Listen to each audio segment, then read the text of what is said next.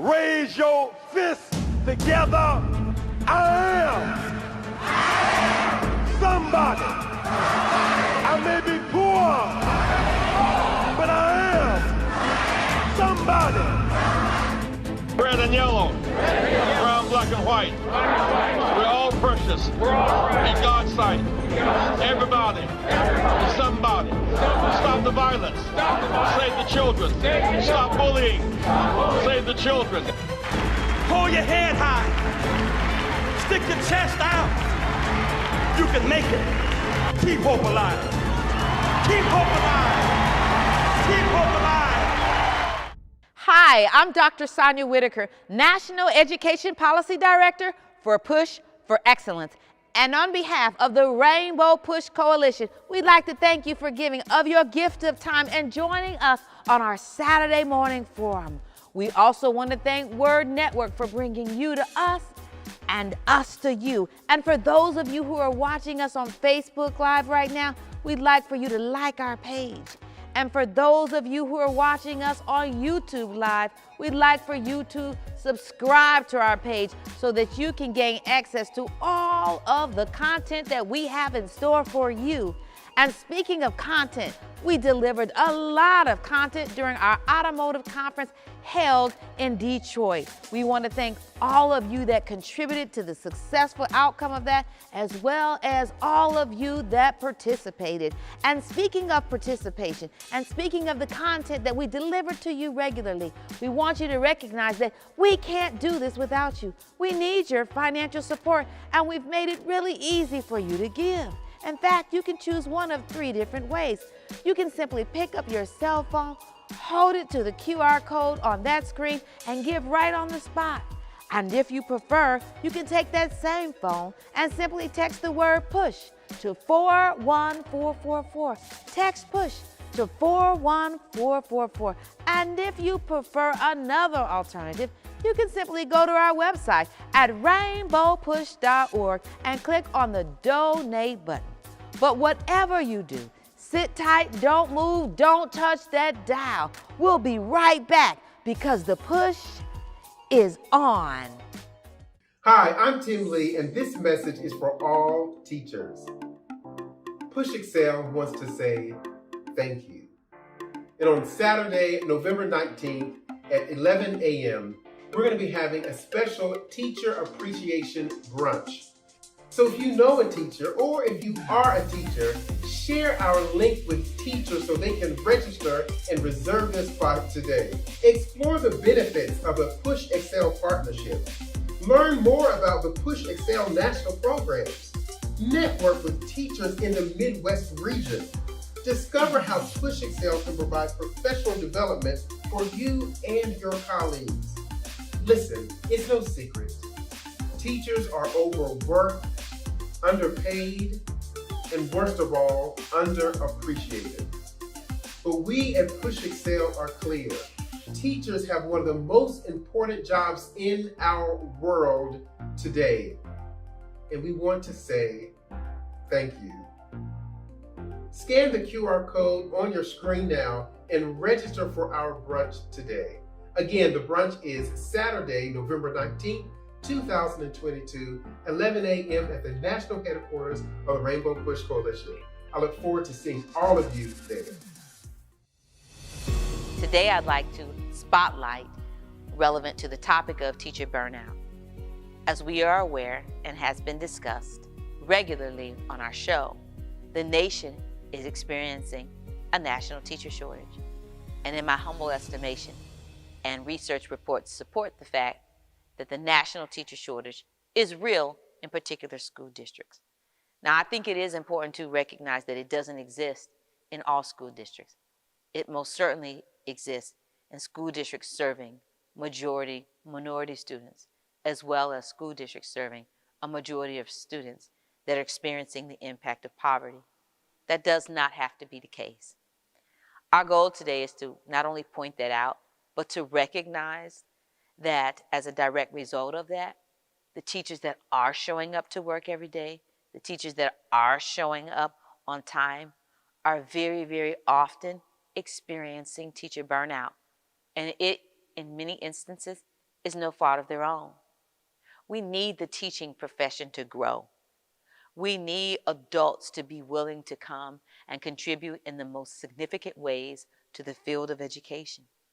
And the best way to go about doing that is not to ignore, but to acknowledge that some of our teachers, they're just tired. As you are aware, the research reports are also telling us that far too many of America's teachers are actually not just going to the classroom and teach every day, they're actually driving cars after they get off work. Some of them are driving buses when they get off work. Some of them are going to 2 and 3 other jobs when they get off work. And then we still expect them to prepare high-level lesson plans. And we still expect them to engage in what is called differentiated instruction, because many of them are teaching in key areas such as literacy and math, where there are as many as 6 different literacy levels in place. And there are 6 different math levels in place in one classroom. And not only is there a shortage of teachers, but there's also a national shortage as it relates to people who support those teachers, which are the teachers' assistants, who then again are also working additional jobs when they leave.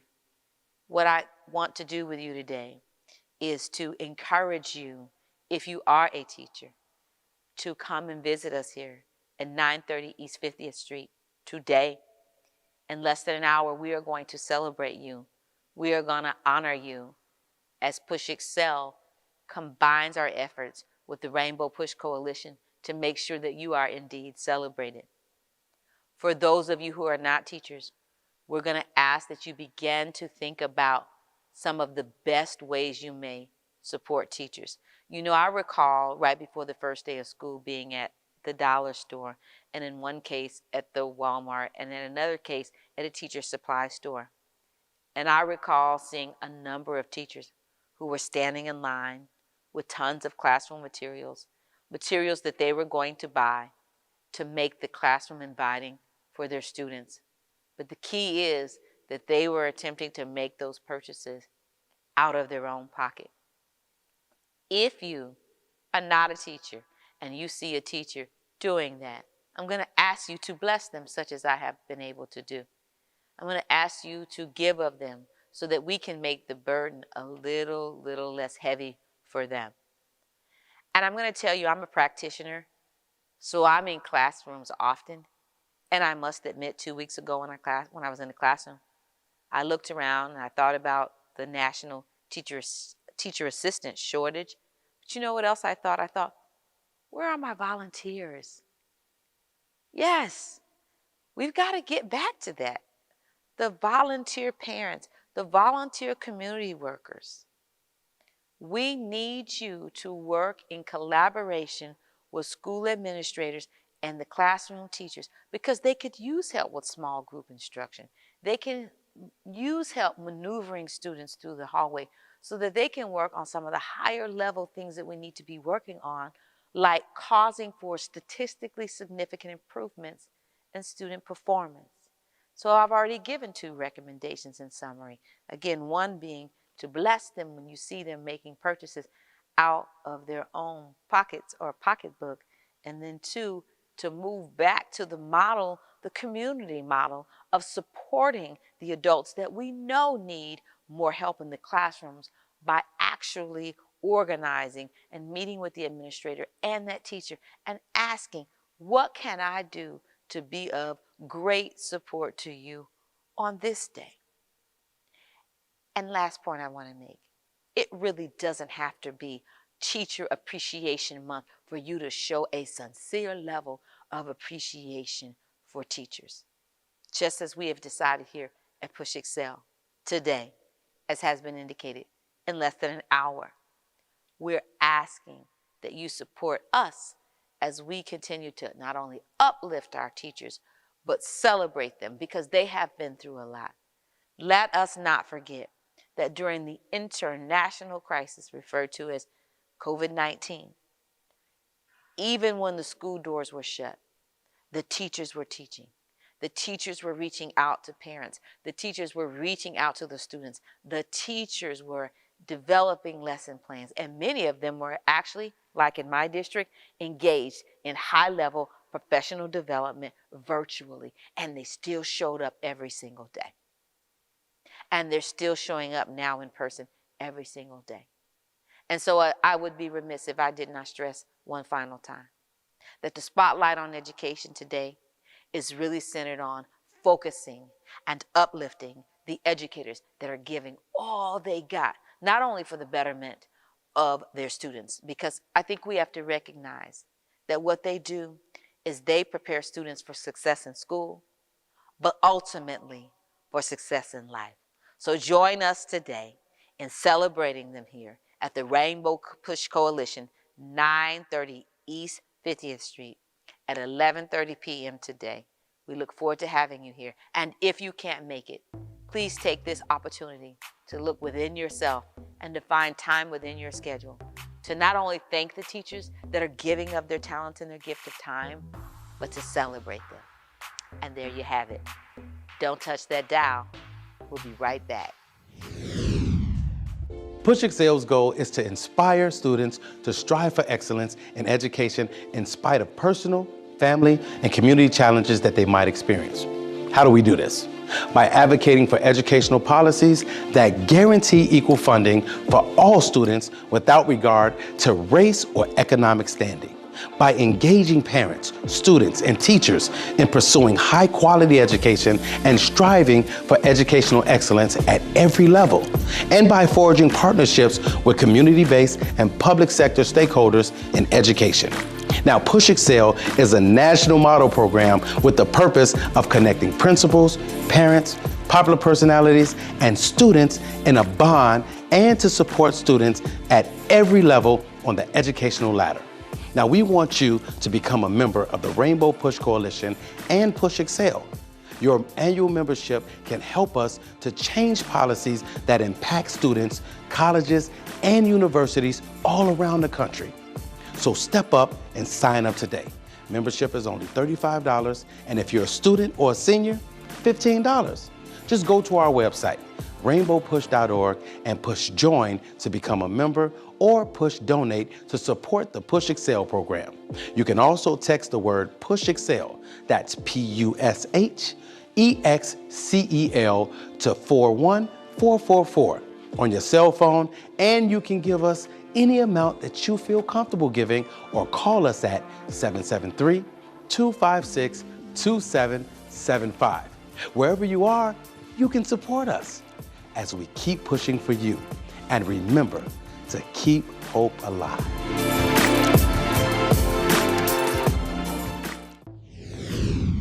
This is Bishop Tavis Grant, the acting executive director of the Rainbow Push Coalition, and this is State of the Movement. You know, 130 students, nearly 30% of our population have student loan debt. And we estimate under the $10,000 relief plan, 7 million will be left with debt alone. Another 18 million will continue to hold debt for a total generation, for another generation. And under the $50,000 relief plan, 18 million will have debt that will be coupled by parents and family members having to participate in the payment process. This is a $140 billion a year industry, and unlike other sectors of our economy that looks bleak, this industry's future looks bright. You know, college degrees don't actually equate into eradicating income gaps between black and brown and white counterparts. And the upward mobility is increasingly difficult the more debt you have. The disproportionate debt that black students have today and brown students as it relates to financing their education reinforces the wealth gap in incremental ways that are oftentimes irreversible beyond recovery. The black-white wage gap is getting worse as black and brown communities are living with generational indebtedness. And regardless of the income they make after graduation, black and brown households have an even more difficult time of dealing with debt, the rising cost of living, low wages, and lack of adequate benefits. The average black college graduate, for example, owes well over $55,000 compared to his white counterpart at just under $28,000. And while college loan officers offer these quick pay schemes from lenders that have a high interest rate and a low threshold of understanding ability to pay, this has become a $100 billion industry. And so it's the work of Reverend Jesse Jackson as a result of the midterm elections to realize that student loan debt is something that must be eradicated and erased to give this generation the opportunity for wealth creation and wealth building. So we're asking you to join us in our student loan debt relief campaign. At the bottom of the screen is a QR code that you'll be able to scan. And we need your information, your name, your address, a way of contacting you, email, etc., and how much you owe and who you owe it to. Because Reverend Jackson intends on taking the front line again on this campaign to bring debt relief and debt eradication and emancipation from this load of excessive and burdensome expense on the middle class. You can help us and you can support us. You see at the bottom of the screen, www.rainbowpush.org. You can become a member today of the fastest growing social justice army on the planet as we are keeping hope alive. This is State of the Movement, and I'm Bishop Tavis Grant. Hi, I'm Tim Lee, and this message is for all teachers. Push Excel wants to say thank you. And on Saturday, November 19th at 11 a.m., we're going to be having a special teacher appreciation brunch. So if you know a teacher or if you are a teacher, share our link with teachers so they can register and reserve their spot today. Explore the benefits of a Push Excel partnership. Learn more about the Push Excel national programs. Network with teachers in the Midwest region. Discover how Push Excel can provide professional development for you and your colleagues. Listen, it's no secret. Teachers are overworked, underpaid, and worst of all, underappreciated. But we at Push Excel are clear. Teachers have one of the most important jobs in our world today. And we want to say thank you. Scan the QR code on your screen now and register for our brunch today. Again, the brunch is Saturday, November 19th, 2022, 11 a.m. at the national headquarters of the Rainbow Push Coalition. I look forward to seeing all of you there. We're excited to get more people involved in Rainbow Push, supporting the programs of Push for Excellence and the Citizenship Education Fund. If you're interested in impacting public policies, if you believe in the scholarships that we give to thousands of students each and every year, you can become a policymaker by becoming a member of Rainbow Push right now. For an annual membership of $35, or if you're a student or senior, $15, you can help us make a difference in the lives of millions. How do you become a member? Visit our website at rainbowpush.org and press join. Or maybe you'd like to support us. You can text the word PUSH, that's PUSH, to 41444 on your cell phone, and you can give any amount you feel comfortable giving. You can also call us at 773-256-2775, or go to rainbowpush.org and push donate. Wherever you are, you can support us as we keep pushing for you. Hey, this is Bishop Tavis Grant, the Acting National Executive Director, along with the National Executive Director for Push Excel, Reverend Dr. Jeanette Wilson. And this is News Briefs. You know, each week we try to make sure that we provide you with the analytics and the insight and the perspective on key issues as it relates to what impacts the communities and the constituents that we serve. And so, you know, Off the top is the incomparable Roberta Flack. Yeah, it's just a sad day because here's a woman who was so creative. She was a writer, a singer, and an educator. So for her to not be able to sing, it just seems it's just very strange that her voice is now silent. She can't perform anymore. They're doing a documentary on her, as you know, in New York, and she won't even be able to be present. It's sad on multiple levels. We're losing another giant in the music industry, but also she was so committed to the civil rights movement and the struggle, using her voice, her music, and her time, as well as all of her talents, to support every aspect of the civil rights struggle. Well, you know, you think about Roberta Flack and Donny Hathaway, Nancy Wilson, Natalie Cole. And these were Aretha Franklin. These were voices of a particular era and time that were poetic and prophetic at the same time. Absolutely. And they resonated with us. And her music lives on in so many ways, on so many platforms. And we want her and her family to know that in spite of it, we're praying and believing God for the very best. Absolutely. And then as we look at in the Congress, Speaker Nancy Pelosi said she's going to step down from her leadership position. I mean, here's a woman that has defied all of the odds. She's a mother, a grandmother, and for her to have been elevated to Speaker of the House, I mean, she's perhaps the most powerful, profound Speaker of the House ever, the first female. Mm-hmm. I mean, just a phenomenal legislator. I mean, I watched as she would, and as you did, I'm sure, manipulated the situation to hold the votes. She knew exactly, you know, I bet she's a great poker player. Oh, absolutely. I mean, she's historic and heroic at the same time. Yeah. She visited Chicago years ago and came Bush. here, Yeah. and I was just overwhelmed and captivated by her persona and her professionalism. And hats off to her time of leadership and tenure.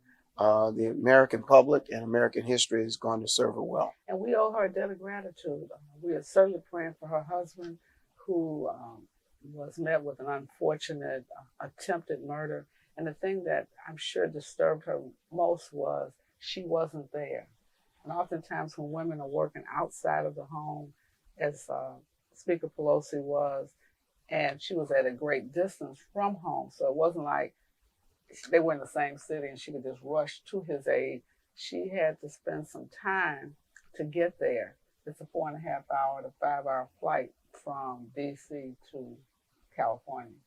And I just can only imagine the agony and the pain that she felt trying to rush to her husband. And so we wanted Speaker Pelosi to know we're praying for her, her strength, but also for the full recovery of her husband. For women, you represent a model that is unequaled in America in terms of your work and your witness. And even in some difficult moments, she never lowered herself to the level of the people that were opposing her. She always focused on her faith and her belief in the Constitution. Well, one can but fathom this is a byproduct of January 6th. Mm-hmm. The rhetoric and the insatiable appetite that persons have for this type of brutality and violence has to be checked. This person needs to be held accountable, but it should serve notice on public servants on both sides of the aisle, how vitally important it is for us to return to an accepted form of civility in this democracy where we have something called freedom of speech that has been trampled on by people who just want to say anything. Not that they want to censor, they just want to say anything, whether it's true or false. And do anything. And we have to be very careful how we fuel this animal called hate that is permeating the American fabric. And so as we look at what happened to Mr. Pelosi and how people were targeted on January 6th, it's not over. As we look around the country, many members of the Republican Party have been silent. This behavior was unacceptable then, it's unacceptable now, and it's spilling over into state legislative bodies. We have to rise above this violence and understand that the arc of the universe does bend, as Dr. King said, towards justice. And so we must look at justice and righteousness as we go into these latter days, these of both the House and the Senate are in their veto sessions before the holidays. We have to ask them and urge all of our legislative bodies, whether in the state, the county, or the federal government, we must respect each other and look beyond our personal angst to realize you represent a body of people that are looking to you for leadership and guidance. And it should never be reduced to fueling a street fight. A street fight, yeah, and frustrations like we've witnessed in the halls of Congress and in many of our state legislative bodies. We should be able to run for office, win or lose. We have a certain level of dignity. And well, we should be able to disagree without becoming disagreeable. I'm thinking, but apparently that's not it. And then we noticed that there are a lot of other people we're praying for. As you know, Father Michael Pfleger here in Chicago, he is facing another situation. And so we want the family of Saint Sabina to know we're praying for your pastor and we're praying for your church. Very difficult when the leader is under attack. The body also feels pain. And due process is an imperative. At the same time, understanding the need for compassion and consideration. The work that Father Mike has done here in Chicago and around the country, recognized as a worker in civil rights and et cetera. Our quest here is to ensure that the community of Saint Sabina knows that from a national perspective, we put our arms around them and make ourselves very much available at this time of great challenge and peril, and just know that the truth always prevails. Yeah, truth crushed, the earth will rise. And so we're praying for that entire family of Saint Sabina, and especially for our friend and brother, Michael Pfleger. Love you, Mike. And then the other thing, there's so much stuff happening in the news. I guess the biggest thing is the shootings on these campuses, or shootings of students who are college students.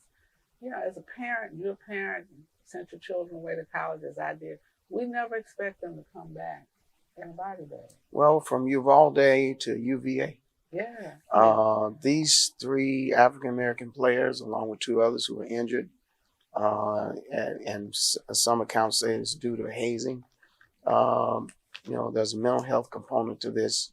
But the nature of this going on, of all things, a literary trip to go see Emmett Till, and the whole idea of these African-American players, student athletes, and most people just don't know how challenging and difficult it is to be both and.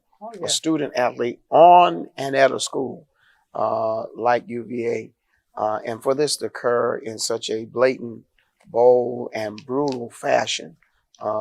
These families who have lost sons, as a father of black boys who are black men now, you know, you live with this constant angst of what if, and it's a gut-wrenching, you know, experience when you get that call that your son has had an encounter with violence that has led to death, and at the hands of another black male, by the way.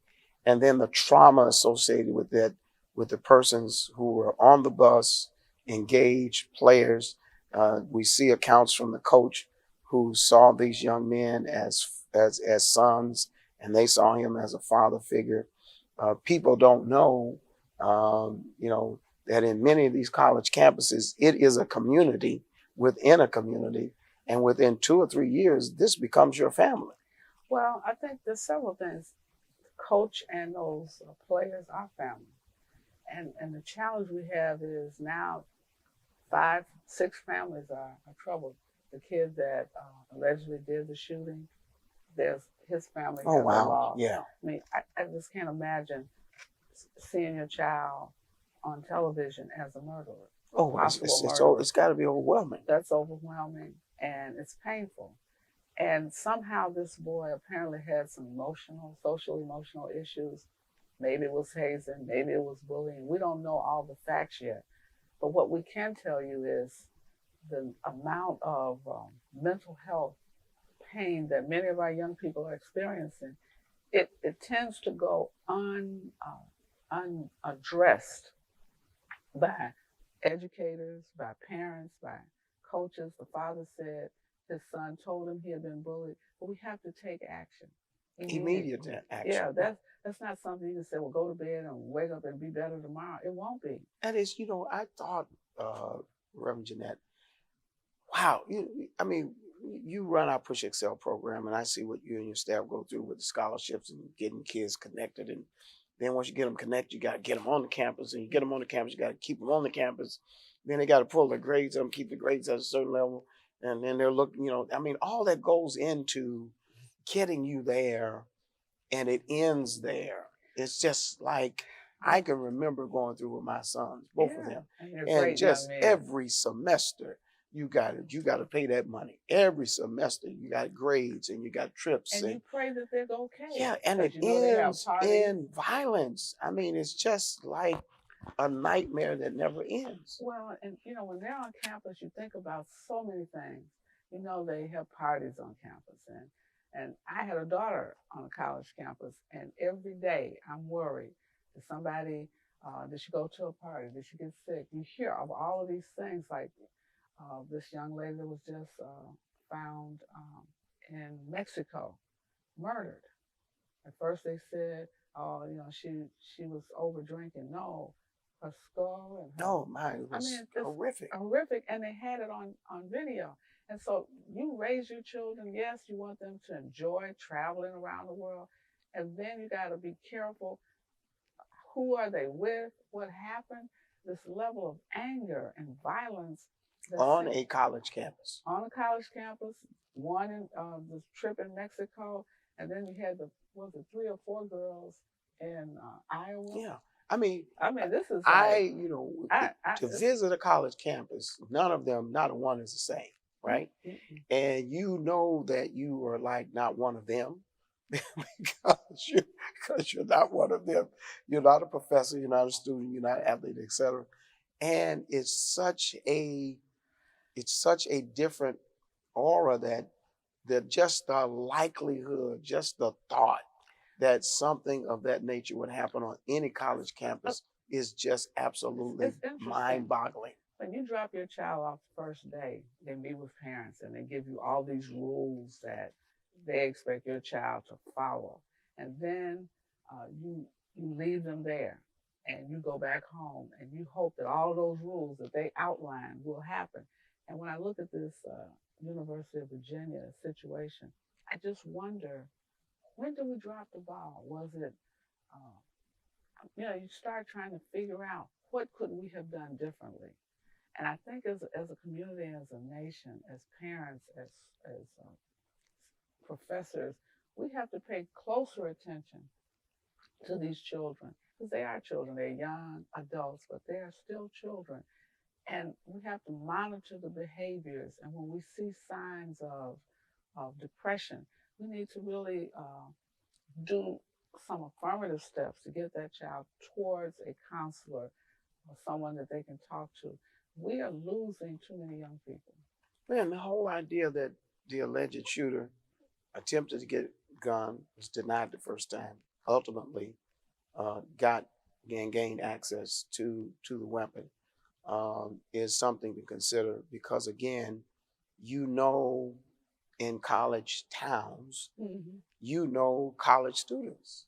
And why would a college student want a weapon in a college town or on a college campus? And I think those protocols have to be looked at. He should have had to been required to check with the school. Yes. What is he buying? And at least alert them that this kid is trying to buy a weapon.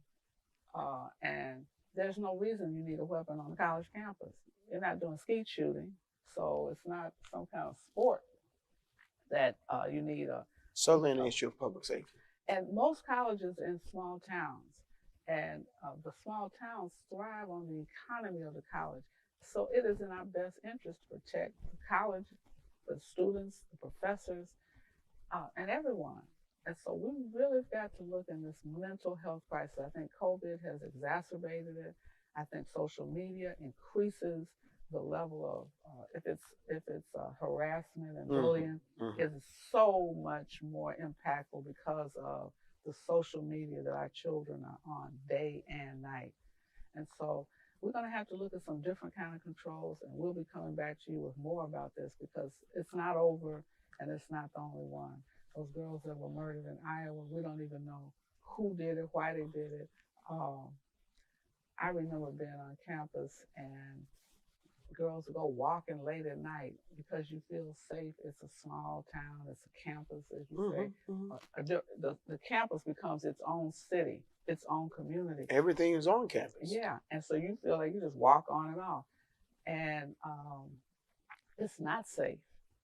We're not safe on these campuses unless there's some strict controls, and campuses that are in the middle of cities is even more dangerous. And so we've got to really look at how we're protecting our children, our students, our educators, and the administration. And there are going to be some different controls. We are praying for UVA. And Iowa. We're praying for them. And we're praying for the parents of the young lady that was killed in Mexico by some people. We don't know who they are. I mean, this stuff is just amazing. It's just amazing. Well, we do have some good news. We gotta always have some good news. We gotta have some good news. I know when I do Santita's show, she said, "What is the good news for today?" Well, we're coming up on anniversary month, Push Anniversary Month. And it is going to be absolutely amazing. 55 years. 55 years. And you know, the birthing of this movement and this movement that is a organization as well, the life and legacy of Jesse Louis Jackson. You know, Operation Breadbasket, perhaps in its inception, may have only meant to be for that time in that era. And yet the visionary prowess of Reverend Jackson, looking beyond there and seeing economic justice, social justice, human rights, education, and then just the political aspects of how we have evolved politically because of the apparatus of now Rainbow Push Coalition. It is an amazing course in history and civil rights. So we're going to take you on a journey from Breadbasket. I don't think many of you know, why did Reverend Jackson lead Operation Breadbasket? Who put him here? Well, it was Dr. Martin Luther King Jr. who said, we've been operating in the South, looking at public accommodations and voting rights in some measure, but there was no Northern initiative.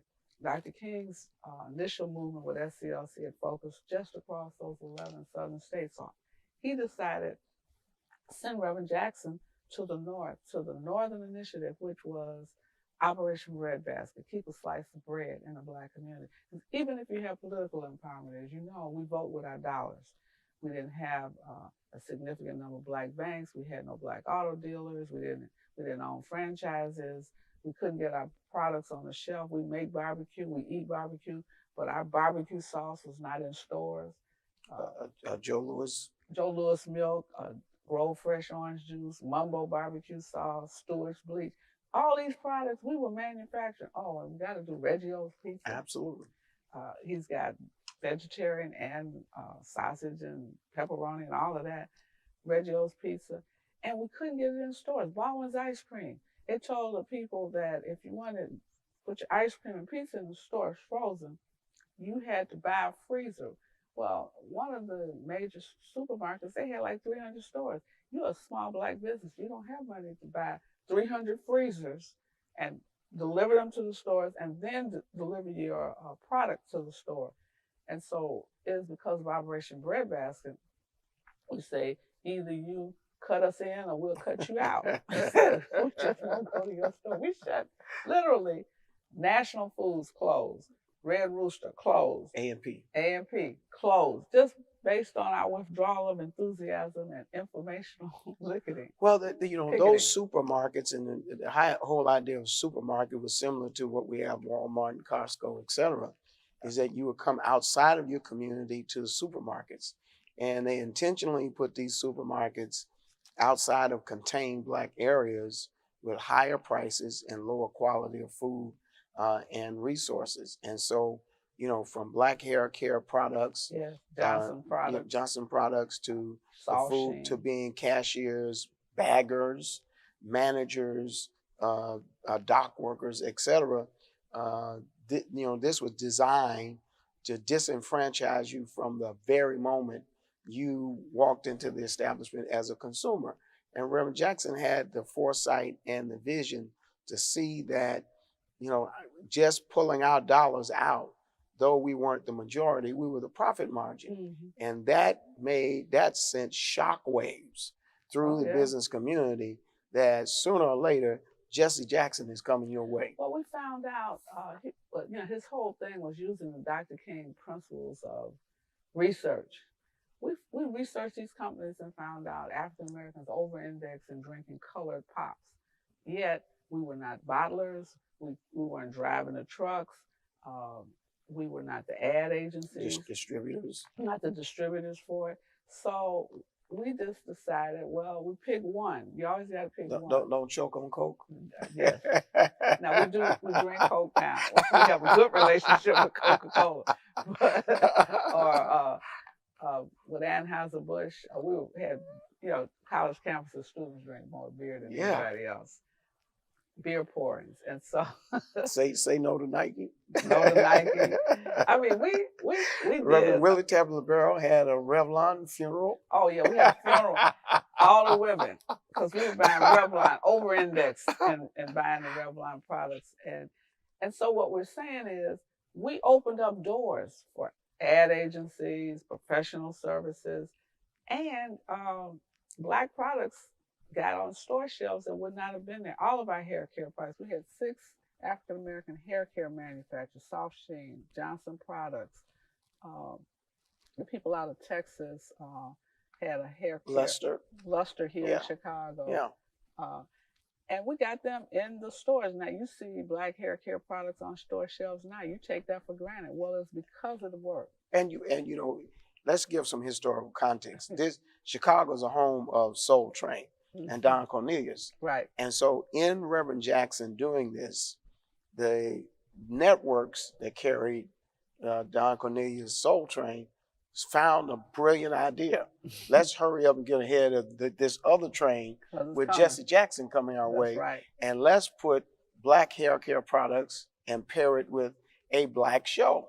And so while we were boycotting and et cetera, on the streets of Chicago and around the country, they were actually accelerating putting Black hair care products on television.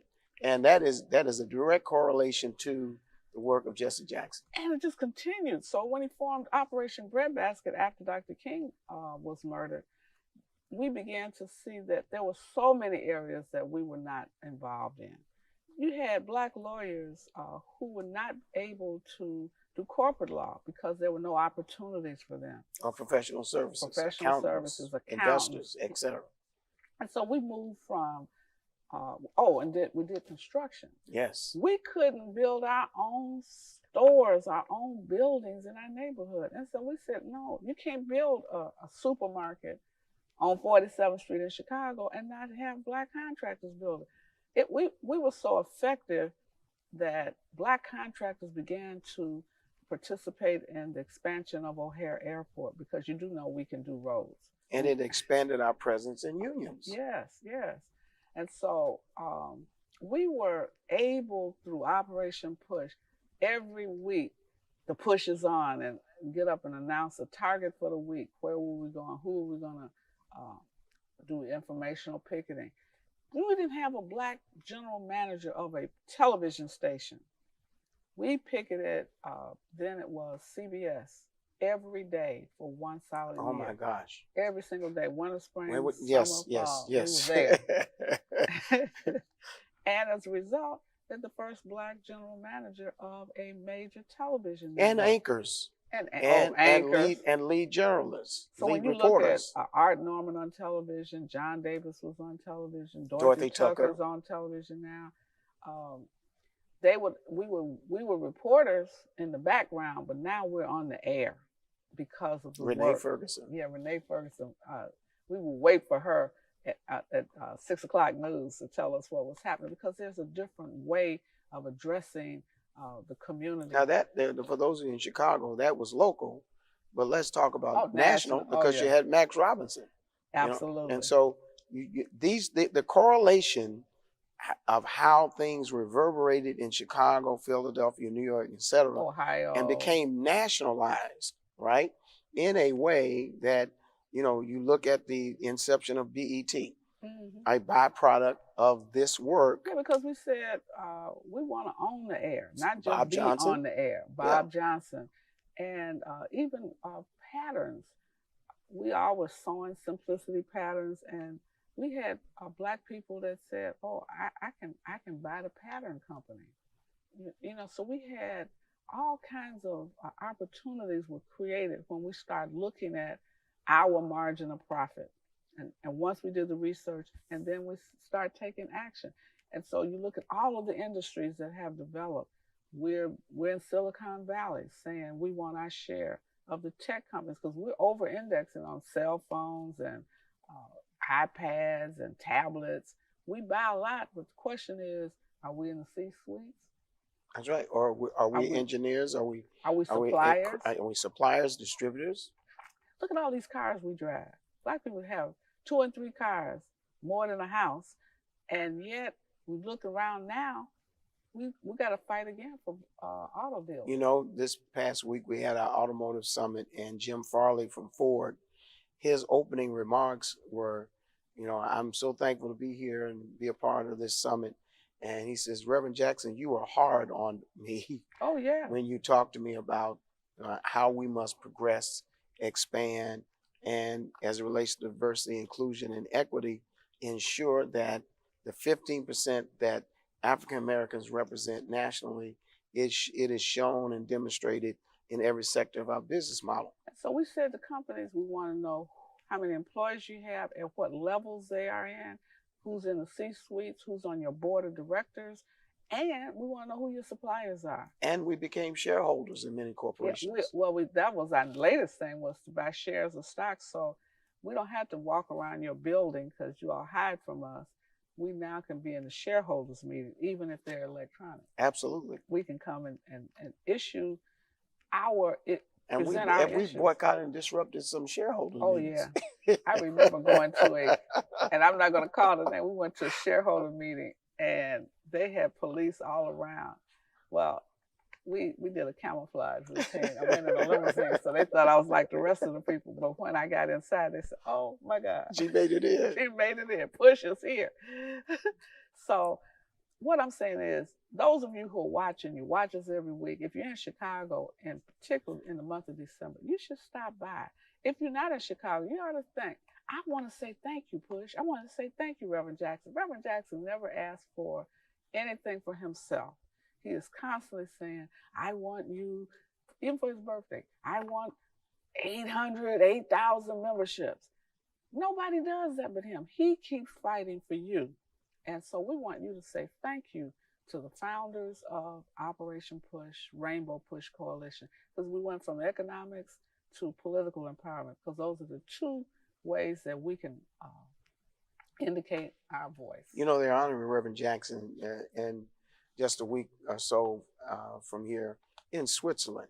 And it is Reverend Jackson's gratuity and generosity and the grace that he has in serving so many people, no matter where they come from. And when we talk about saying thank you, one of the greatest ways you can do that is contribute, whether it's membership, whether there's a reoccurring gift, or it's a one-time gift. You can make such a huge difference in what we do, because I can tell you, in the 35 years I've been a part of this organization, and this has been a part of my life work, and Reverend Wilson can bear witness that when it comes time, when those lights come on, when that sun comes up, Jesse Lewis Jackson is somewhere working, helping somebody.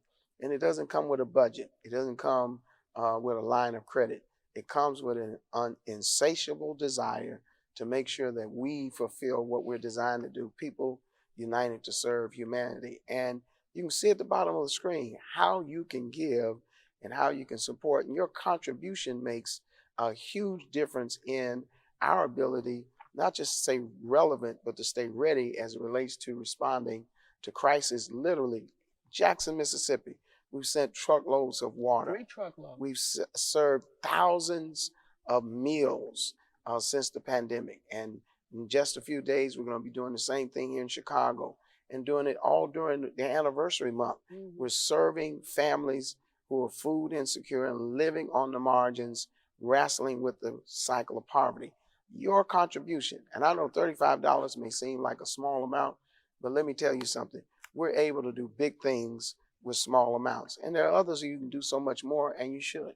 And so those of you who say, I know I benefited, my child has benefited. You gave a scholarship to my child, or you took my child on a college tour, or my child is in the oratorical program, or you have helped my child get a job because you opened up corporate opportunities.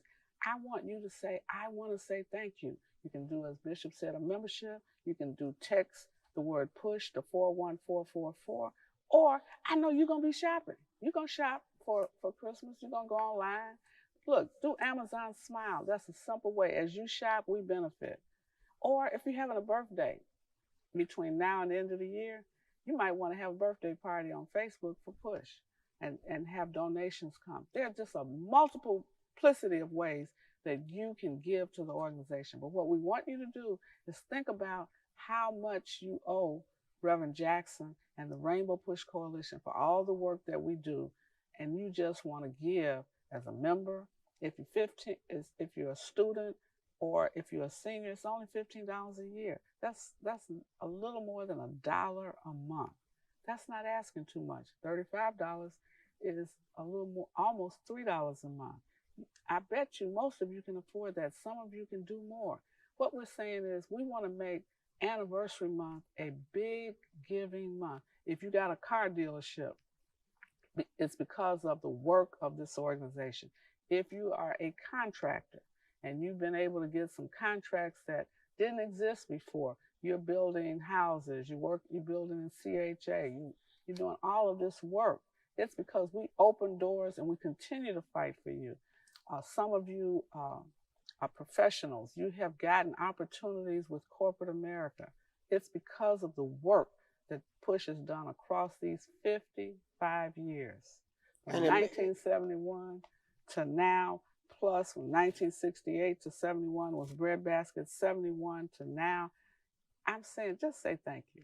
It means so much. You know, when we sent truckloads of water to Jackson, Mississippi just weeks ago, trucks don't drive for free. Oh no, it's $5,000. And it's $5,000, and take a semi. And you know, some transporters donated, and others couldn't afford to, and we had to do what we had to do to get that water to Jackson, Mississippi, or these meals that are delivered all over the city, all over the Southland.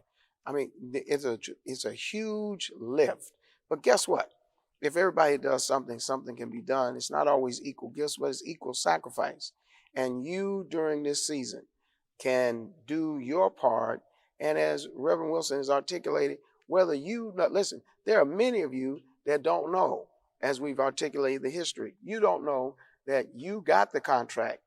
You don't know the direct impact that the work of Reverend Jackson and the Rainbow Push Coalition, as it reverberates, because let me help you with something. Civil rights is not just good for African Americans. It's good for everybody. It is good business. Civil rights is good business for our economy and for our democracy. Having said that, you have benefited in more ways than one, because we've given out over $50 million in scholarships. Guess what? It causes other institutions to say, we want to support the work of Jesse Jackson and we want to keep that going. But your contribution means so much to us at this particular point in the year, because we literally don't turn people away. Mm. We don't turn them away, and we don't know how to say no. And think about this. We're not just local. It's not just Chicago. We're not just national. We do international work. We have had more giving and struggles for the island of Haiti. Absolutely. We were the leaders. And it was a whole coalition of people. Puerto Rico, the Dominican Republic, and Jamaica, and South Africa. Mandela never would have been released. Apartheid would not have ended but for the work of Operation Push and Reverend Jackson leading us in these anti-apartheid campaigns all across the nation. And the first thing we did, one of the things that he was able to do was to deal with the companies, the economic impact of companies doing business in South Africa. We demanded that they pull out until apartheid ended. And so what we're saying is, this is an international organization. You can't fly everywhere. You can't go on every campaign, but you can give. You can send your, some people say, I can't go, but I'll send go. No doubt about it. And so at the bottom of the screen, take one of those platforms, and even while we're on, make that contribution as we are doing all of this work. This is such a great time for us, and the challenge for us now is to expand, enhance, and improve what we're doing to the degree that we can make sure that no matter what, it's our duty to serve you and serve the communities that you live in. Serving you is what we do absolutely best. You keep pushing and we keep pushing for you. And we are keeping hope alive.